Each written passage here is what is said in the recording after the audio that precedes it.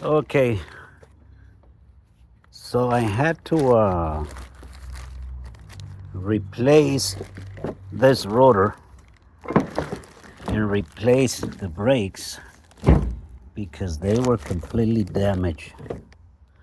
And here's the one that was already worn out, down metal to metal.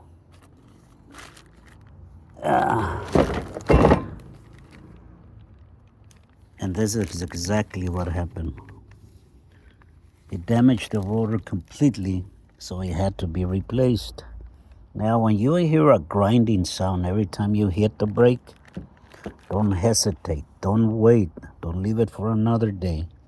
Now, every time you keep on going, it's going to cost you more money. So, more damage, more money.